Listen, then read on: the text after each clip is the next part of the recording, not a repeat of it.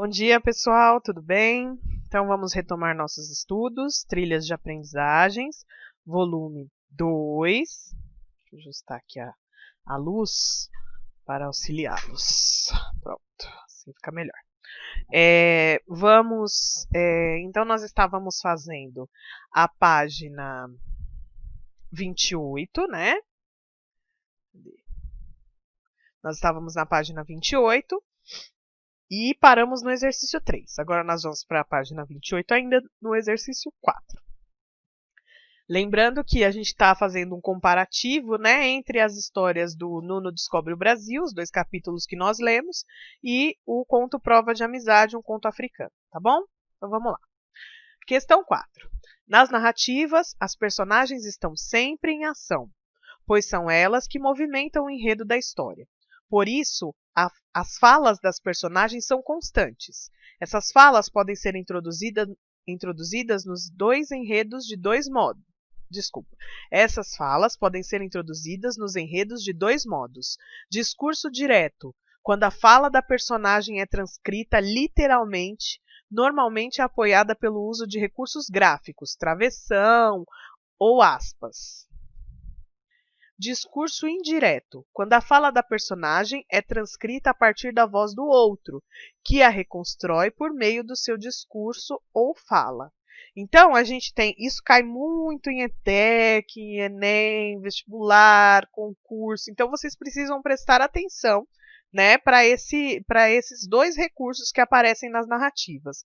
O discurso direto é quando a própria personagem fala, e o discurso indireto é quando outra pessoa, geralmente o narrador, fala pela personagem. Então a gente vai ter alguns exemplos abaixo, eu vou explicar para vocês, tá bom? E vocês vão marcar o que é direto e o que é indireto, tá bom? Então vamos lá.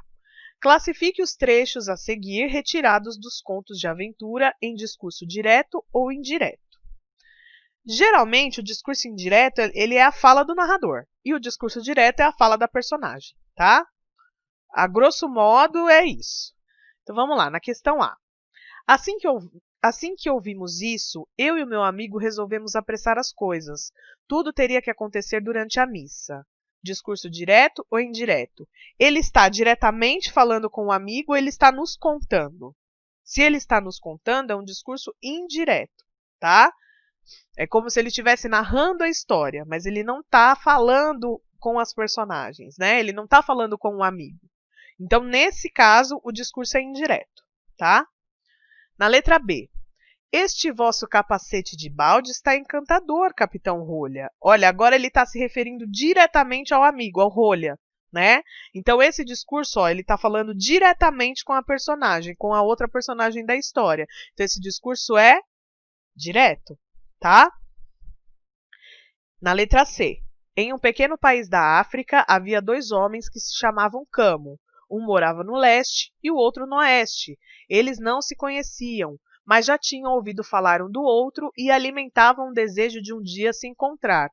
Tem alguém falando diretamente dentro da história ou é só o narrador contando a história? Se é só o narrador contando, é discurso indireto, tá bom? É fala do narrador. Na D.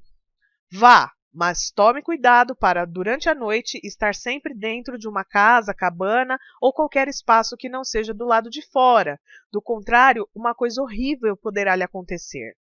Essa é a velha sábia falando para o Camo. Então, é um discurso direto ou indireto? Essa eu vou deixar para você marcar, tá bom? Então, pensa aí. Ela está diretamente falando com o Camo. Então, é um discurso direto ou indireto? Tá? Discurso, gente, é a fala. Né? Então, quando o narrador conta a história pela personagem, a gente fala que é um discurso indireto, porque não é a própria personagem que está falando dentro da história. No caso que a personagem fala, e geralmente tem o uso do travessão, das aspas, quando a personagem dentro da história fala com outra personagem dentro da história, a gente diz que é discurso direto. Tá bom? Não tem erro. É isso. Na questão 5. Leia outro pequeno trecho para responder à questão. Frei traidor, eu? Espantou-se Frei Henrique. Na letra A, a função da interrogação nesse trecho é introduzir uma pergunta realizada pelo Frei. O Frei fez uma pergunta, esperando uma resposta? Representar o espanto, surpresa do Frei, pois não sabia o que estava acontecendo. Quando ele falou, Frei traidor, e o Frei falou, eu? Espantou-se o Frei. Então a gente já sabe qual que é a resposta, né? Representar uma afirmação do Frei de que ele havia contado sobre o plano? Não, tá? Essa fala, né, esse eu, representa o quê? A fala é uma pergunta do Frei, o espanto do Frei ou a afirmação do Frei? Então você vai marcar aí a alternativa que você acha correta, tá bom? Na questão 6, para encerrarmos. Como vimos, um dos elementos do conto é o tempo de duração em que a história acontece. Por isso, os autores, quando criam uma história, utilizam marcadores temporais. São palavras ou expressões que indicam ao leitor a sequência temporal dos acontecimentos que ocorrem no enredo. Marque um X nas expressões que indicam a ideia de tempo. Então, quais expressões aí dão a ideia de tempo? Na manhã, sim, né? Manhã, tarde e noite é um período de tempo. Percebendo que havia, tem expressão de tempo aí? Não, né? Logo que terminei, assim que acabei, né? Tem sim. Quando voltamos, né? Então, quando voltamos, ou seja, ideia de tempo, né? Quando você chegou na escola, quando você acessou esse vídeo, não é? Eu não estou te pedindo uma referência de tempo, né? Quando você foi dormir? Ontem à noite, né? A que horas você foi dormir? Quando você acessou o meu vídeo no YouTube? E você vai falar, foi ontem, foi de manhã, então é uma referência de tempo, né? Logo que terminei, assim que terminei, também é uma ideia de tempo, tá bom? Para saber mais, então você vai marcar um X, tá? Nas palavras, expressões que dão ideia de tempo. Gente, ideia de tempo não é só hora, não é só assim, ao meio-dia, às 11h30, não. Né? Quando você diz de manhã, de tarde, de noite, sempre, nunca, são ideias de tempo também, né? Em algum período do tempo, né? Eu sempre tomo café de manhã. Não dá uma ideia de tempo? Ou seja, uma temporaneidade? Por quê? Porque eu sempre, ou seja, todas as vezes que eu levanto, eu tomo café. Né? Então dá uma ideia de tempo, é um fator temporal. Né? Não precisa ser exatamente. Ontem eu comi salada. Ontem. Você sabe que dentro de um tempo a gente tem ontem, hoje, amanhã. Então ontem eu sei que é uma ideia de tempo passado. Né? Não é exatamente uma referência à hora, mas uma ideia que a palavra dá ideia de tempo, né? Tá bom? Para saber mais. Para conhecer mais sobre questões indígenas, no retorno às aulas, você pode procurar histórias do Daniel Munduruku e outros escritores indígenas na sala de leitura da sua escola. Tem um livro do Daniel Munduruku que eu acho que chama Crônicas de São Paulo, que ele fala, deixa eu ver se é esse mesmo, que ele fala da origem dos bairros, né? Então por que Tatuapé chama Tatuapé? É um nome indígena, Itaquera, ai, não tô sem internet, esqueci, gente. Bom, enfim, eu acredito que seja Crônicas de São Paulo, depois eu passo para vocês o nome correto, mas eu acho que é esse o nome. E aí ele vai falando, e tem na sala de leitura lá na escola. Então, se vocês, no retorno, vocês quiserem depois ver esse livro, né, dar uma lidinha, vale a pena, porque ele é muito, ele explica bastante, né, por que alguns bairros têm nome indígena, que são, na verdade, os primeiros moradores desses bairros são os indígenas, né, foram os indígenas, como os primeiros moradores do Brasil, né. Então, eles deram os nomes e alguns nomes foram preservados. Apesar de hoje o indígena, né, tá aí numa situação precária por conta que não há valorização, né, dos nossos governantes, mas o indígena, ele é o dono primeiro da nossa terra. Né? Então, é interessante a gente ler e conhecer um pouco, né, da literatura indígena, dos costumes de várias tribos, porque, como eu falei para vocês, são várias tribos diferentes, né, no Brasil. Tem tribos que não têm contato nenhum com o ser humano, tem tribos que sim, que já estão mais familiarizadas com o ser humano, não, né, gente? Com o homem branco, com o homem da cidade. né? E tem tribos que não, que preferiram se manter isoladas, e eu acho que elas não estão erradas não, tá bom? Então depois vocês entrem, ó, tem até o link, é que eu tô sem internet agora, mas depois vocês entrem na página no blog do Daniel Munduruku, ele tem página também no Facebook, e ele lança vários livros com essa temática indígena, tá bom? Leia também um trecho dos direitos dos povos indígenas, Lei número 6.001, de 19 de dezembro de 1973. Dispõe sobre o Estatuto do Índio. O presidente da República, faço saber que o Congresso Nacional decreta e eu sanciono a seguinte lei.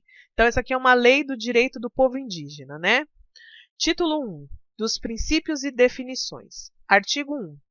Esta lei regula a situação jurídica dos índios ou silvícolas e das comunidades indígenas com o propósito de preservar a sua cultura e integrá-los progressiva e harmoniosamente à comunhão nacional.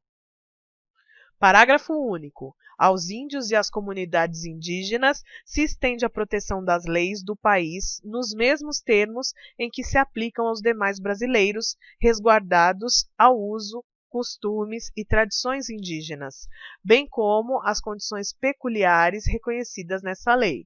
Então aqui o uso, costume, né? Então assim, os demais brasileiros devem respeitar isso, né? Os usos, os costumes e as tradições indígenas e não tratar com menosprezo, né? Mas respeitar e entender que o indígena ele tem costumes diferentes dos nossos, né? E que não são melhores nem piores, são diferentes, né? É outra cultura e que tem que ser valorizada porque é a cultura original do nosso país, né? Artigo 3. Para os efeitos de lei ficam estabelecidas as definições a seguir discriminadas. 1. Índio ou silvícola é todo indivíduo de origem e ascendência pré-colombiana que se identifica e é identificado como pertencente a um grupo étnico cujas características culturais o distinguem da sociedade nacional, ou seja, aquele que se compreende como a etnia indígena.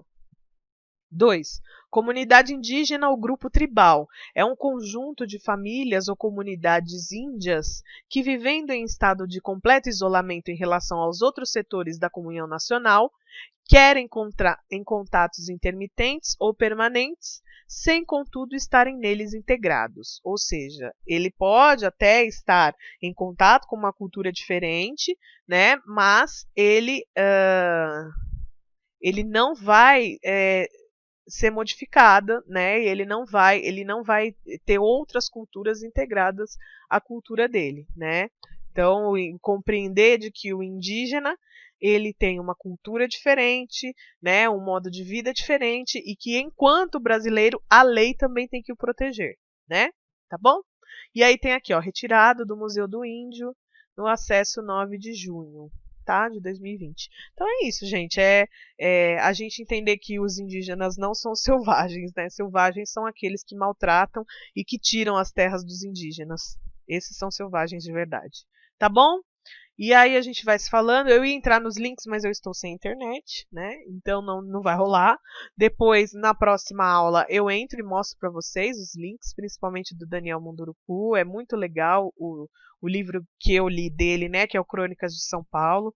Muito bacana, até porque ele fala não só dos indígenas, mas dos escravizados também, né, de bairros como Santa Cruz, Jabaquara, que tinham esse nome, porque eram nomes que os indígenas davam, né, ao bairro dos escravizados, né, ao bairro dos libertos, né, enfim, tá bom?